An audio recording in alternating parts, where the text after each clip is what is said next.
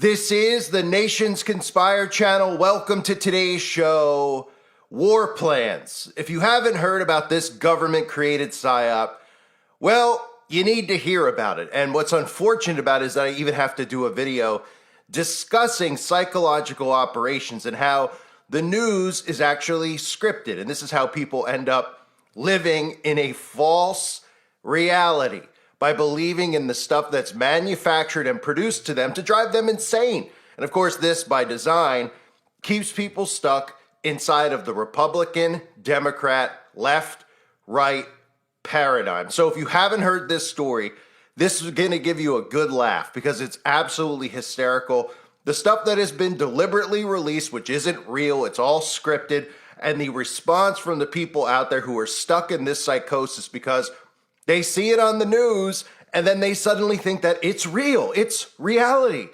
They don't realize that wicked people who run and control the media do this by design. They manufacture these stories so that they can herd you like cattle. So the story is this: the Trump administration accidentally texted war plans to a journalist from The Atlantic. And this is as fake gets. They're putting images up on the screen of the Signal group chat members and, of course, telling you a fictional tale of how somehow people in government added someone to a group chat message by mistake, right? How convenient. They sent it to this guy by mistake, who I'll show you this guy in a second, and everybody out there who follows my channel will know exactly how fake all of this is just by seeing who the actual reporter is who accidentally got added to the group chat, right? Because that's how careless government is. They do this stuff over text messaging, right? We're supposed to believe that they're sending out war plans via text messaging on a Signal app. And then they give us the cast of characters, of course, so you can visualize the incompetency, right? You get Mike Waltz, National Security Advisor. You get Vice President J.D. Vance, Marco Rubio, the Secretary of State. You get this guy, Pete Hegseth, who, you know, is working at Fox News. I love how all of these people just are working on the television, talking about left and, dividing people. Then they end up in the White House, whether it was with Biden or whether it's with Trump, right? These are actors. People are emotionally invested in these people. People aren't even thinking to themselves, hey, this guy was just on TV as a journalist. Now he's in charge of the defense, now he's the defense secretary. I mean, it's just make-believe. It's make-believe world, right? Tulsi Gabbard, a lifelong Democrat, now is in the Trump cabinet, right?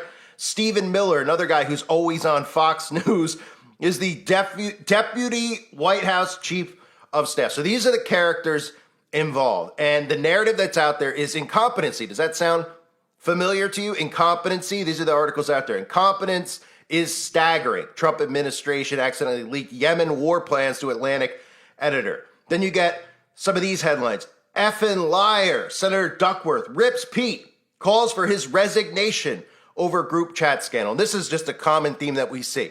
The left calling for the right to resign, the right calling for the left to resign, everybody calling for everybody to be impeached. This is part of the psychosis, right? All of these characters in Congress playing the role of imbeciles, being incompetent. But the people who follow and are in that party, right? So the Biden administration, all the Democrats out there refuse to see the incompetency of Joe Biden with all the stuff that was out there, right? The 13 troops killed in Afghanistan that they put out there for the world to see. Democrats don't say anything about it, but the Republicans are very angry, saying that it was one of those ridiculous things in the history of our government. How incompetent could they be? Joe Biden falling upstairs, falling off bikes, right? Everybody out there saying that this guy needs to be impeached. Then the other side only sees their side as the hero and the other side as the bad guy, and they go back and forth in a seesaw, right? And this is about canceling one another out. You see the similar narratives of incompetency? That's by design, because the goal is to bring in AI governance. And once the AI infrastructure is in place, we will just see them continue to cancel one another out with, fake stories about scandals and impeachments, and it'll go on and on and on. And the solution, of course, will be AI governance. So here is a clip I'm going to play for you from the news where Jeffrey Goldberg, that's right, Jeffrey Goldberg, right off the bat, you even have your wrestling references. This whole thing is like professional wrestling. We always see these guys connected, like Hulk Hogan.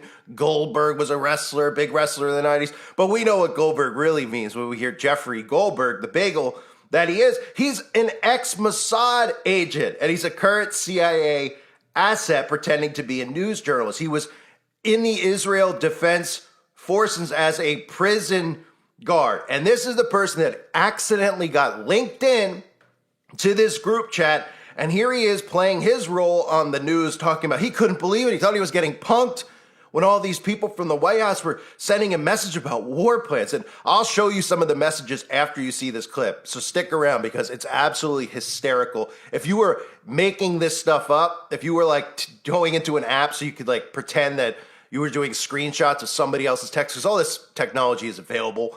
You know, you could fake chats with one another. You could fake emails with one another and frame people. I mean, this stuff is all out there. Look at the stuff we have with deep fakes, right? But if you were going to do that and create a fake conversation, it couldn't be faker than the one I'll show you after this clip. Here's what aired on ABC News. Here is the editor who got text message all the secret war plans. That classified signal thread, Atlantic editor-in-chief Jeffrey Goldberg.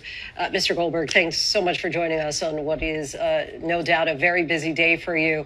So let's start out with, I guess it was March 11th when this really starts to unfold. And business as usual, you get some texts on Signal, which is encrypted for people who are really requiring a little more privacy or security on their threads. And you tell us the rest. I get a message request to connect with Mike Waltz, who's the National Security Advisor, or someone who's purporting to be Mike Waltz. Not an unusual thing in Washington. I'm a journalist. I've met him in the past. So I accept it. Nothing happens. I sort of forget about it. And then a couple of days later, I'm added to a group of seemingly very, very high national security officials of the United States. I think that this is a spoof. I think that someone is running a hoax. Like a disinformation campaign at this point. Yeah. The main reason I thought that actually was that it seemed completely absurd to me that the national security leadership of the United States would be meeting on a messaging app to discuss forthcoming military action, and that they would also sort of invite the editor of the Atlantic magazine to that conversation. So I tracked this for a while, obviously, to see what was going on and see who was trying to entrap me or trick me. There's a long conversation on Friday, the day before, about whether they should or shouldn't take this action in Yemen. It's a robust conversation. It's actually pretty impressive in some ways. They're going back and forth. A lot of resentment directed at European allies of the United States, which obviously enhanced the credibility of this chain, because everybody in the chain sounded like the people I know who are in this administration. Nevertheless, it wasn't until Saturday that I was reasonably certain that this wasn't a hoax, that I had actually mistakenly been included in a conversation of the Principals Committee, essentially the leaders of the national security community, including the head of the CIA, in this discussion of whether the Houthis should be attacked in Yemen. Can you give us a sense of your reaction in that moment that you realize you are that fly on the wall in this very critical conversation? Honestly, my reaction was, I think I've discovered a massive security breach in the United States national security system, which is to say, it's almost automatically true that if the editor-in-chief of the Atlantic is being given access to this kind of information, weapons systems and packages and timing and weather in Yemen and all kinds of information about sequencing of particular events, then obviously there's a security breach.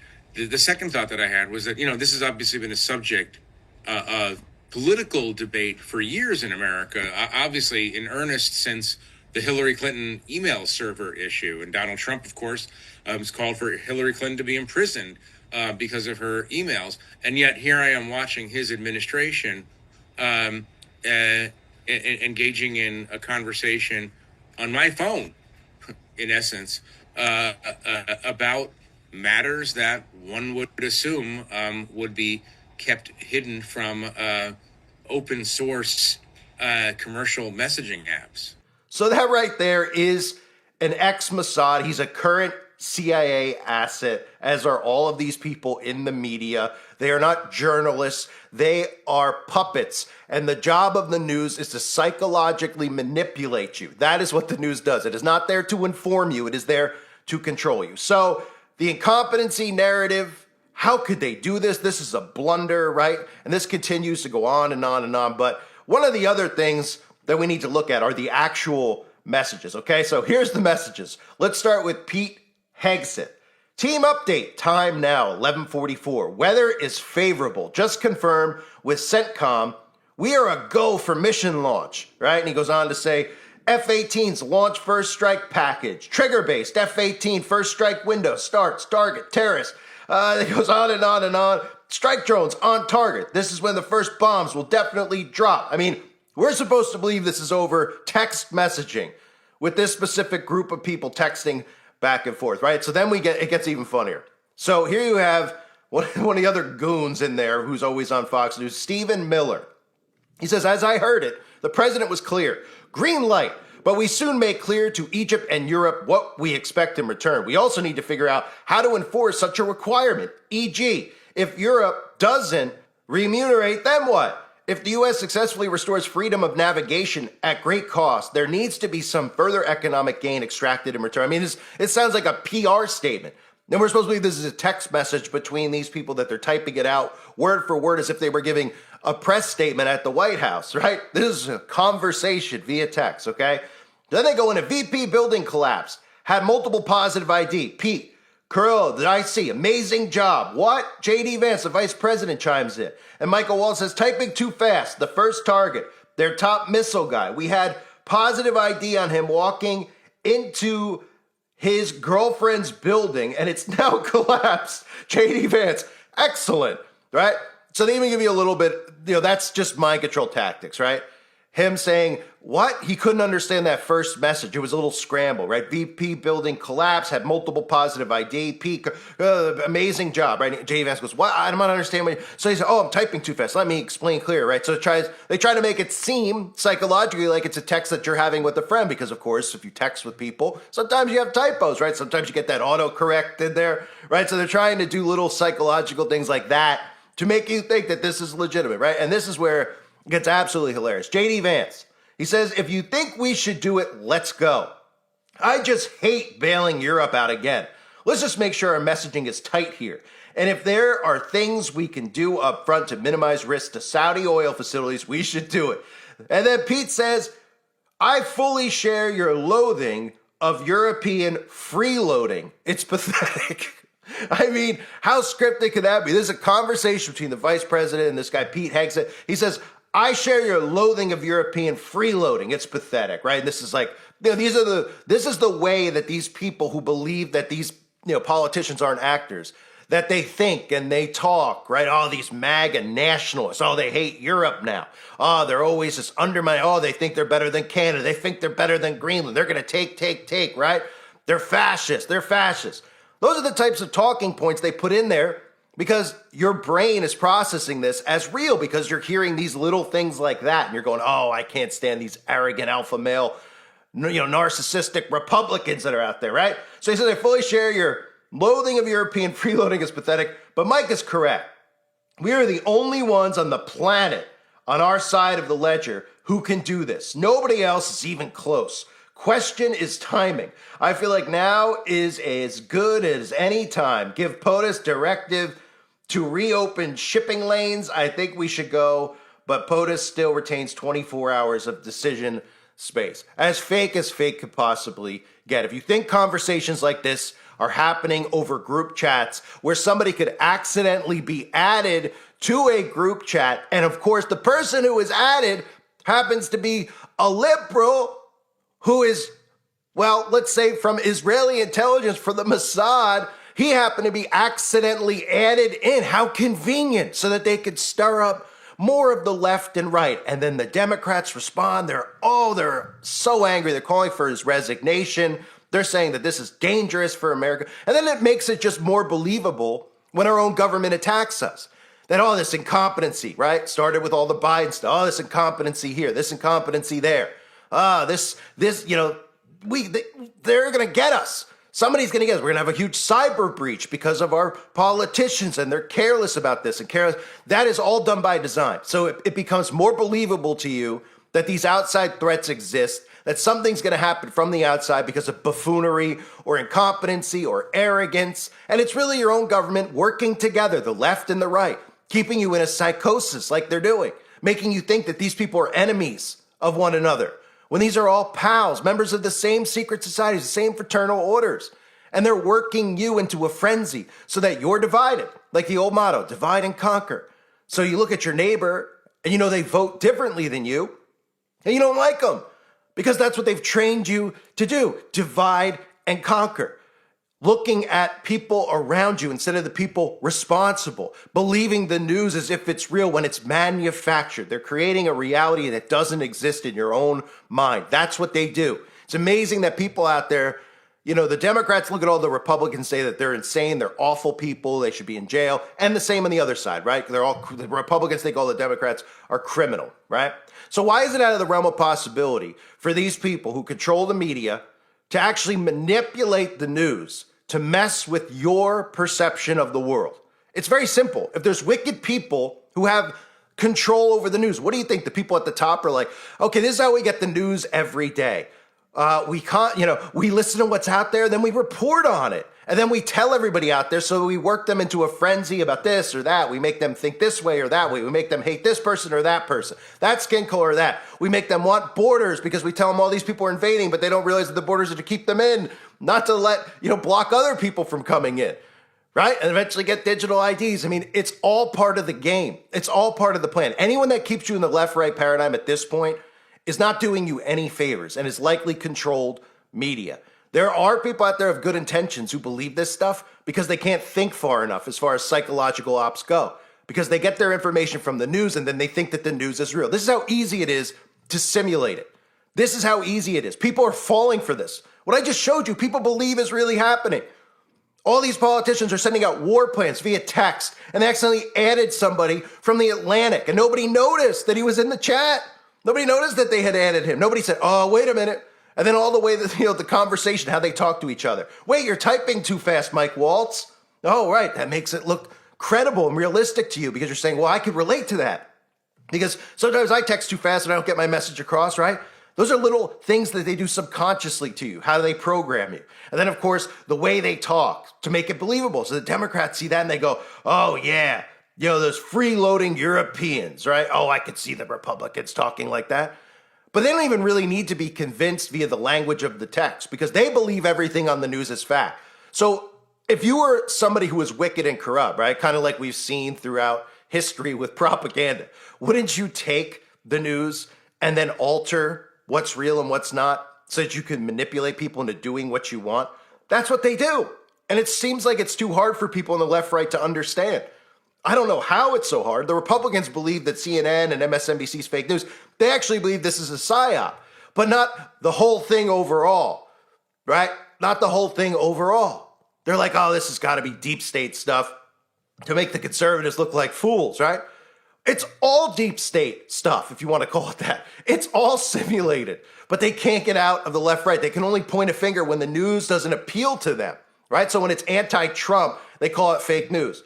When they should be calling all of the stuff we see, all of the stories about war, right? All the things they tell us, oh, this group is doing this, Hamas is doing that. Instead of just calling it what it is, right? The Mossad and the CIA and these intel agencies are killing people, blowing up people's homes, murdering innocent people. But they believe it's one side versus the other. Then they yoke up with one side, right? Oh, the Republicans have to yoke up with Israel because the Bible says so, even though the Bible also says the synagogue of Satan, that they're those who claim to be in or not, but nobody mentions that, right? And the Democrats have to yoke up with Palestine, right? It's a game. They play you like pawns in the game, like a chess game. So anyone out there believing in this stuff, I feel for you. I really do. I mean, I'm embarrassed, I should say, for anyone out there that believes it. The text messaging is as bad as it gets. It's as comical as it gets. And somehow people believe that these stories are real. The news is completely manufactured, and these are actors. These are actors who are going out of their way now to explain, oh, J.D. Vance, oh, let me tell you why I'm in the text. Oh, let me tell you, oh, it was an accident, right? Of course the Republicans come out and say that it's real, right? The Republicans had to come out and go, it's a real text. This is real. We admit to being involved in these texts. Well, of course they do, because they want to make sure Then everybody's stuck in the psychosis, right? The Republicans admitted, these people, JD Vance, they all admitted that this is a real group text. But they say, well, it's not real war plans, though, right? So they admit to the incompetency of it all because they got to keep you stuck in their game. It is the left and right that will be the demise of America by design. And all these actors who, how convenient, most of these guys are actors, right? Most of these guys are quote unquote journalists on Fox News like Pete Hegseth, right? And now they're running the White House. So we have Democrats like Tulsi Gabbard. They can be Democrats, become Republicans. Elon Musk, Democrat, becomes a Republican, right? And these people continue to believe it. They can't believe they're being worked. They just go, no, they saw the light because they look at this stuff as if they're on a sports team, like not even rooting for a sports team. They're on it, right? You know, like sports fans, like Yankee fans or Red Sox fans, when the team wins, like, we won today. And you look at them and you're like, we? They're like, yeah, I'm a Yankee fan. We won. And you're like, are you on the team? No, but we're fans, so we're part of the team, right? It's the same thing here. They look at it like it's their team, and their team could do no wrong in their eyes. It's unbelievable how deep the psychosis runs. I thank everybody for being here. Hope you're all doing well. God bless you and your families, as always.